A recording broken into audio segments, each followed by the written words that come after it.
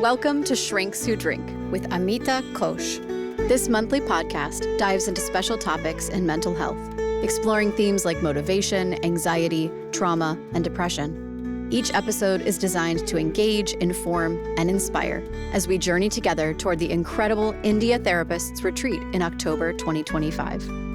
Join us for candid conversations with expert guests, sharing their lived experiences and professional insights. And don't miss the wisdom-packed closing segment, where we hear from therapists you'll meet at the retreat.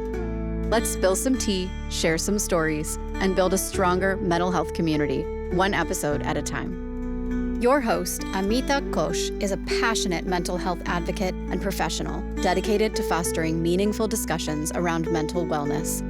With a knack for storytelling and a love for connecting with others, Amita brings warmth, insight, and a touch of humor to every episode. Get ready to explore deep topics, hear unique perspectives, and gain practical advice as Amita leads the way to our shared destination, the incredible India Therapists Retreat in October 2025. Now let's get started.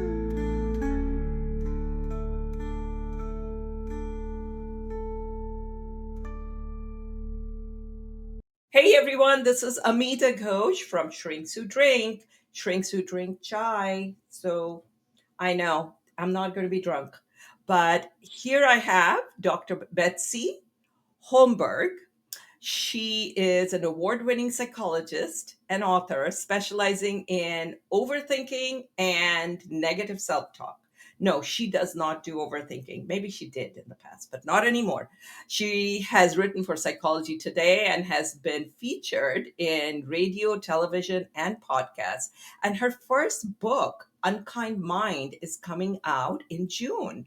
And it is being published by New Harbinger, which is a great publishing house. And before settling into writing and therapy, Betsy ran the Global Behavioral Health Service line at McKinsey and Company, which is very impressive, where she ranked at the top 5% of all consultants. She also worked at Harvard and co-authored several peer-reviewed academic journal articles and on non-suicidal self-injury and suicidal thoughts. She is trained in cognitive behavior and dialectic behavioral therapy and has treated clients of various ages and presentations. Betsy received her doctorate, master's, and bachelor's in psychology from Duke University. Here we have Dr. Betsy, and I am so excited to have you on and tell us about your journey. Hi, Amita. It's so great to be here. Oh, my journey. So I think the important part of my journey really starts once I got married. And I got married super late. And as someone who's always been an overthinker, I mean, you have to be an overthinker to write a book on overthinking. It like is par for the course. But so I overthought my whole life and I thought, I'm going to wait for the right one. I'm going to wait until I'm 35. People who get married later, they end up, being more successful in their marriage, etc. And so I was like, okay, I've got this all figured out. And then it was less than 2 years into the marriage. And my now ex-husband said, it's over. We're done. I can't do this. And I was like, what? I mean, it totally threw me for a loophole. I had a 15-month-old son at the time. Oh my And goodness. it was just like the rug being pulled out from underneath me. So it was really hard time. Got very depressed during that time. I kept it together for my son, but inside, it's like dying inside. And so I had a wonderful, wonderful PCP who put me on antidepressants, and that really helped. And my parents moved close, and then that really helped. So I got through. So But did you grow up in North Carolina or you no, just went to no, no. school there? This was all out in California, and I'm from the East Coast, so that already I felt like an alien in California land, and then I was an alien on my own little ship with my, 15-month-old. So that's why it was so great to have my parents near me. But fast forward 3 years, we're settled, we're back on the East Coast, and I thinking, okay, like I should be healed by now. Like I should be able to go off these antidepressants. So I kept trying to just start to titrate down, and I felt all of these negative thoughts come up. And it was like, this is too hard. You can't do this. You're not giving your son the kind of childhood he should have. Like everyone's going to judge you because your husband left you, your damaged goods. I mean, it was nasty.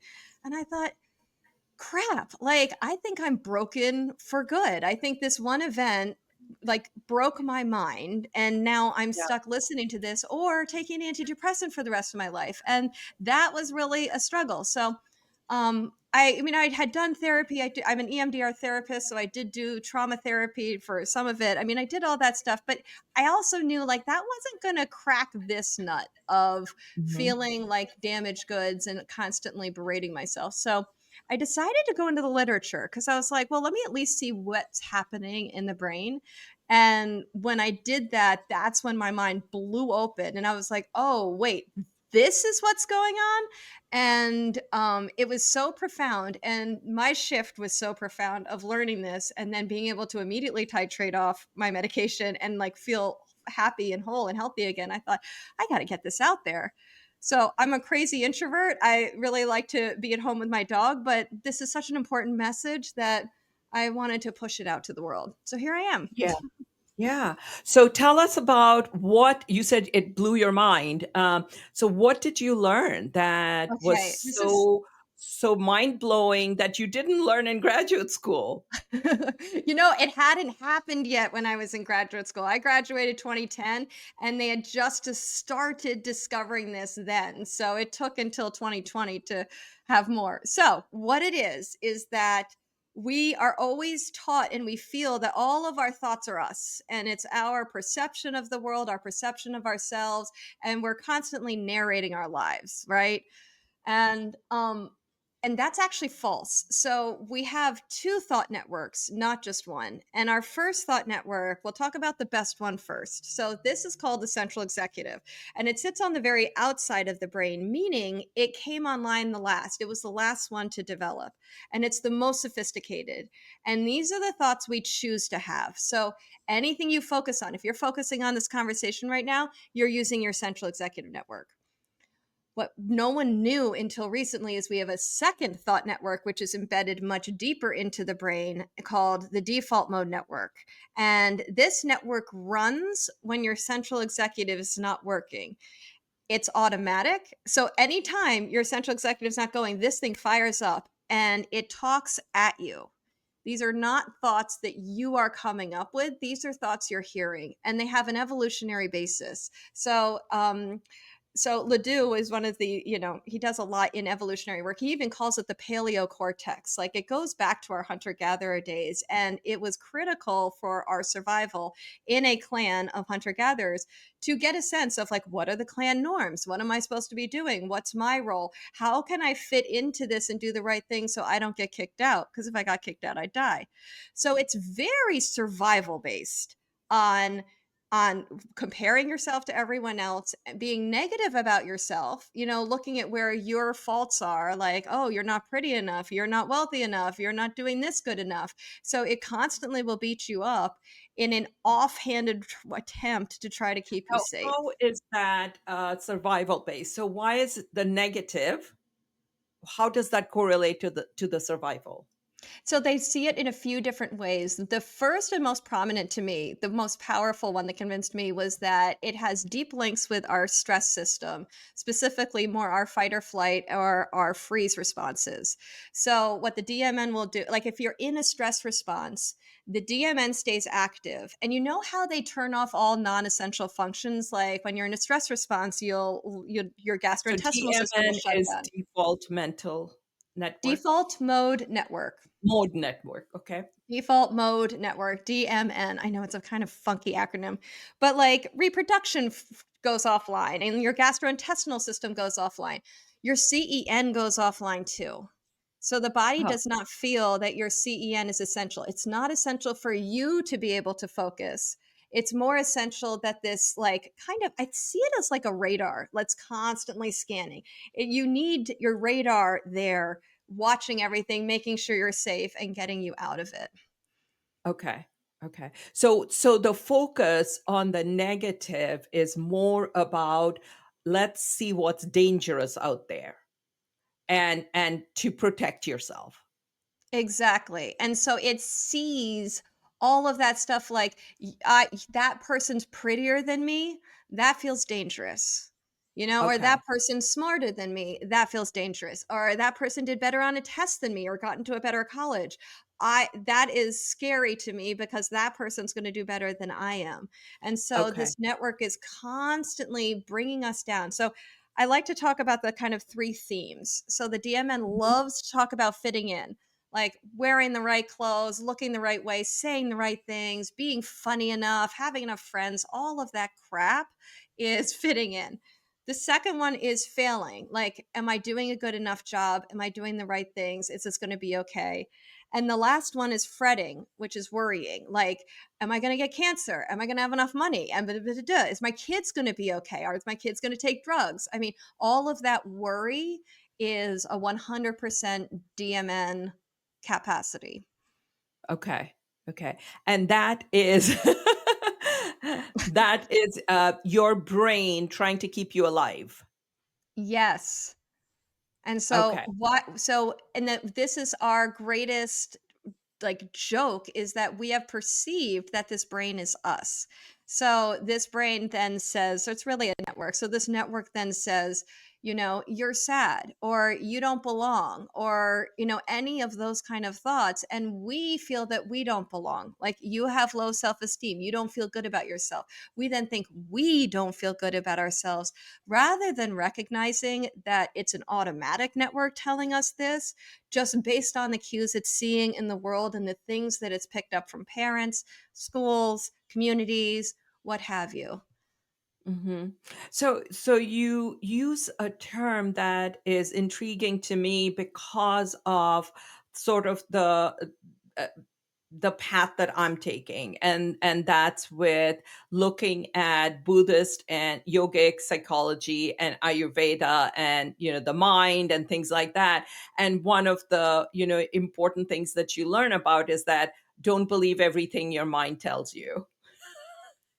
So it's kind of like separating your mind from you. And of course, in the spiritual field, it is really seen more as you are a higher being, and your mind and your body are really just machines that are making you function in this world. Yes. I mean, I used to love reading about all that and I wanted to buy in and like so and yeah, the Buddhist quotes are unbelievable on this and just the whole practice of it. But it never really rang true. I couldn't really commit to it because I thought, but this thing is the same thing that's helping me write this dissertation. Like, how is this mind that's supposed to be, a monkey mind, whatever you want to call it, like there has to be some truth to it and it feels like it is us, it feels like it's coming from within. So I wanted so much to like believe it and buy into it and I always found I never really could until I saw this science. So this is going to get your goat. Meditation, like listen to just the idea of meditation and then like the instructions. So first of all they say, okay, let your thoughts just flow by, put them on balloons, let them just go by, don't attend to any of them, don't attach to any of them, let them float, aka don't listen to your DMN. Ignore it. Hmm. It's going to be there. Just Okay. ignore it. The second piece is focus on your breath, focus on the in and the out, focus on a mantra, AKA use your central executive network to focus your attention on something else. So the whole act of meditation is just to switch you from your DMN to your CEN. And that peace and Yeah. that stillness that they talk about is literally being in the CEN and what that experience is. And they've done tons of neuroscience on this and they're showing that really heavy meditators have very strong functionally connected CENs that are much stronger than the DMN, and the DMN becomes relatively weak, and they've even called it like, hey, this could be a new default mode of the brain where we don't listen to the DMN all the time. Instead, we live in this kind of peace and stillness if we meditate and strengthen the CEN enough. Yeah. And that is so it's great that they are doing more research and to validate what's going on, because uh, this kind of work like meditation, yoga, mindfulness, all of that has been around for centuries and centuries and centuries. And so some people would say, I know it works because I've seen it work and it works for me. I don't need to have research. But I think for the Western audience, it's very important to have that research to back up what people in the East probably have been doing and practicing forever and don't question it. So I think that in a way, it's wonderful that they're doing all this research to validate what we have in some ways known for a long time. That's amazing, and I think I have a very Western brain, and so it's exactly what was required for me to Right, right. fully get it and fully embrace it. It was like, "Yeah, no, this makes sense. I love this." Right, right. And it's funny because I grew up in India, but my education system was fairly westernized because the British were in India for many years. And so went to a Catholic school, Catholic high school, Jesuit college, all of that.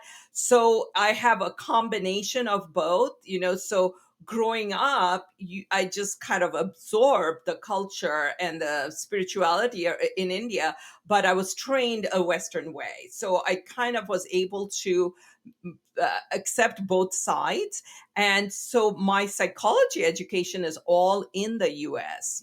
I did my undergrad in political science in India, but came here to do my graduate school. So my psychology education is here. And I felt that there was something missing. And I think that that's where I was drawn more and more into going back to my roots, so to speak, and saying there is something there that is missing. Because another thing that I always tell my clients is that you cannot think your way out of the disease of overthinking. Yes, it's so true. You can't. And most people are like, what is meditation going to do for me? I'm just sitting there, just staring into space. And it's like, I think it's very important for them to have the research that shows that it does work, just to make sure that they feel that they are doing something worthwhile, that their time is well spent. Absolutely. I mean, what this also opened up for me because I don't meditate on the regular. I like doing guided meditations, but it's never been part of my life. But it did also show that it, if it all it is doing is connecting to these two pathways and switching you to your CEN, you can do that any number of ways. So anything that you naturally focus on and love. So this is another funky layer of the whole thing is that the CEN has a lot of connections to the heart and the heart brain. They're neurons in the heart that keep the heart beating and all of that. It's its own little heart down there. And so the CEN connects to that, whereas the DMN connects to the gut and the gut brain. And Okay. so this is Okay. why we get butterflies in our stomach. This is why we get IBS. It's a stress system connecting and creating and like interacting in a stress way with the gut. Whereas if there's something you love, like think about that first person that you have a total crush on and just was like, oh my gosh, this person's amazing. Well, it was so easy to focus on them. It was so Yeah. like you almost couldn't not focus on them. Everything else gets shut down because you're so focused on what is that person doing and how are they looking at me and is this okay and am I, like, and so that's how the heart makes it very easy to focus on something. And so the more we connect with those activities that we love, then the easier it will be to access the CEN, and that can be a form of meditation unto itself. So I am a knitter, and Oh, yes, and I tell I'm a you needle what, pointer. I tell you, it is the most meditative thing that you can do, and especially if you are doing lace knitting. Oh, So well, lace the knitting focus takes, required. Oh my gosh. oh my God, yes. So lace knitting is like you are focused. If you're not, you're going to mess it up. You're going to have to rip it all out and redo it all. So it is extremely meditative. And the other one that I found, and I'm not a golfer, I've just gone to like the, what do you call it, the where you The just go driving and hit the range? ball. Yeah, the Yeah, range. the driving range. And I found that to be extremely meditative. So it's like you are completely focused on that ball, and like everything else just falls apart, falls away. It's So I wonderful. think that, yeah, there are ways that you could do that, and do it, with while you're doing something fun that you enjoy doing anyways. Exactly. It's so great. And it also explains this other layer of human behavior that I think is so interesting. So, like SSRIs have been shown to reduce functional connectivity in the DMN, which is why I suddenly didn't have those awful thoughts anymore. And like I could kind of focus on things and I felt better. This is why exercise increases cortical volume in the central executive. So, totally 100% supports us, as does meditation. The other one are alcohol and cigarettes. So, alcohol reduces functional connectivity in the DMN. So that's why we don't feel as self conscious and why we suddenly feel like we can talk and we're not worried about how we look or what we're saying or are we funny enough. But then you drink enough and you start to maybe let secrets out or do something that you wouldn't otherwise do because the DMN is our behavior police. Like it keeps us in check, right? And so then you wake up the next morning and you're like, what did I do? Like what just happened? And that is the DMN coming raging back online and saying, you messed your life up, you are a failure.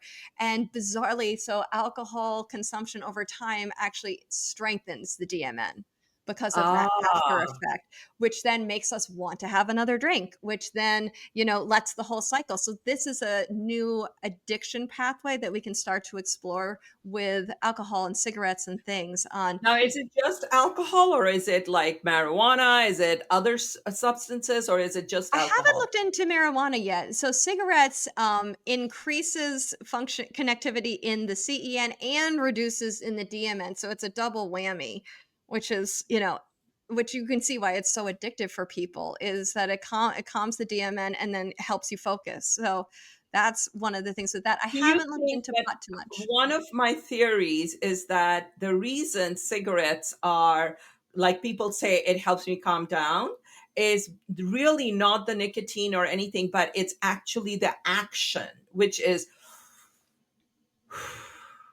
it's the action of breathing in and breathing out that is what's doing it. And I'm not saying that the nicotine doesn't play a part in some of it, but that's my theory, is that it's the breathing in and breathing out that cigarettes does.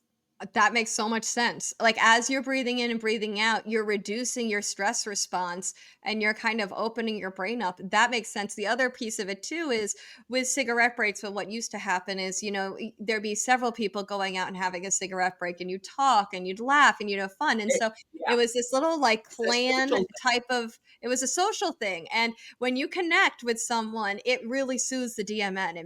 That's why, like, when you're going through something and you talk to a friend or you talk to a therapist, you can feel so much better just having shared and having their perspective. It's because the thing. DMN Absolutely. loves feeling a part of a clan. And so Yeah, that's another piece of it where yeah. it gets you Yeah. hooked. Yeah. I've often told people who are trying to quit smoking, and I mean, it's silly, but it's functional, is that I would say cut up a pen, like just a ballpoint pen on two ends, hold it and pretend you're smoking, because you're still getting the air in and you're doing the action, but you're not getting the nicotine, and see what happens with that. And oftentimes people will be like, oh yeah, I mean, I was still craving the nicotine at some point, but just sitting there and sort of pretend smoking was enough. That's amazing. To get them in the I know, present they're moment, shifting your calm them brain. down. It's so cool. Yeah, yeah. All right, so what is next for you? So what is next? So I want to launch this baby out into the world and, hope that we can help start to shift things. And the other thing I'm now looking a lot at is teenagers and the teenage brain, because it's a fascinating time when the DMN has fully formed, but the CEN hasn't. Yeah. And the DMN really runs the show. And what I really feel for these kids is they have like in early childhood, this network isn't wired yet. And so that is that incredibly unself conscious, in the moment feeling that little kids have. That's so beautiful. And then in middle childhood, as this starts to come online, they start to experience it. But then when it comes on hard in the teenage years, when you're really focused on what is everyone doing and looking like, am I fitting in, am I going to get into college, etc., am I going to make this team, I mean, all of these like kind of clan things come in, and that thing is really negative. And so for them, they're like, what's wrong with me? Suddenly I have low self-esteem, suddenly I don't feel like I'm normal, suddenly this. And I would love to help educate that population to say, guys, it's not you. It's this thing has come online. And so recognize it, and you're doing wonderful. And I think that I would love to support teen mental health in that way. Yeah. So do you think that the teens are the ones who need to be educated, or is it the parents and the teachers and the You know, coaches? yeah, I mean, a lot of people feel that way, that it needs to be the parents and the teachers and the coaches, but I feel like our kids are so smart and they're so aware in this world. And like, I would want the information for myself more so than trying to hear it from my mom. Like, I don't think that would have hit as well. And I feel like I'm also curious to get them in groups and have them start talking about it and hearing it so that they can see I'm not alone. Like the whole thing that the DMN does is make you feel alone, feel different, feel off. And so the more kids can be engaged in this sense of like, oh crap, everyone has this voice, like, I feel like it could be really healing. So I wanna go right to the kids even though I know everyone says, "Oh, it needs to be through the teachers and Well, coaches." I was thinking not so much about the teachers teaching the kids, but more that the teachers and the parents need to be educated on this as well. So their expectations are, you know, not outrageous. And I have a teenage daughter, and I'm like, oh, I can see that because there's she is, as she's growing, her ability to understand how to behave in kind of in a social thing is getting better.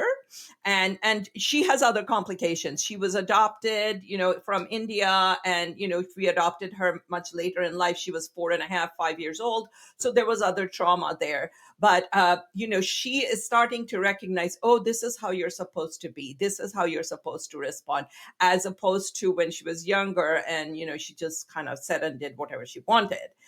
So on one hand, it's good that she was, felt comfortable enough to do that. But I think on the other hand, the DMN developing is good because now she's able to be more, I guess, socially appropriate. Totally. And what would be good for kind of the parents and everyone to also see with these networks is that when the DMN gets very strong, so guys, think of it just like muscles. So if you use it, it's going to get stronger. If you don't use it, it's going to get weak. And these are either or networks. So the more we sit in our DMN, the weaker the CEN is. So if the Mhm. DMN gets very strong, that's what they see in people with major depressive disorder, the major anxiety disorders, etc. So like this is a huge puzzle piece to the mental health, kind of like why are kids getting depressed, why are we getting depressed, why do we get low, how do we get out of being low. It's understanding that it's a very strong neural network, and it's almost like we all need a physical, like a PT, like a physical therapist for the brain. It's not that we're Yeah. damaged, it's not that we're weak, it's not that there's something inherently wrong with us. It's just a rebalancing of neural networks in the brain. Right, right. So if there was one thing that people could do, maybe adults, and then you can tell me about teenagers, what would you suggest that they do? The biggest and most important thing to do with this is to separate from that voice. And so in the book, I go through about 5,000 ways to separate, to stay separated, what to do in different situations, what to do if you're stressed or you're tired, because then it's really online. But the main thing that will probably produce the most healing of all is just to recognize, hey, that voice is not me. And when those awful thoughts come up, it's to say, wait, those aren't my thoughts. That's the DMN.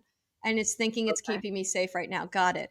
And so there's tons of ways to do it, but just making that separation can be huge for our mental health and our sense of self-esteem and confidence. And so in trying to do that separation or trying to achieve that separation, would you say that just taking a moment before reacting is what's necessary? Like taking that moment to really just stop and say, wait a second, is that really me?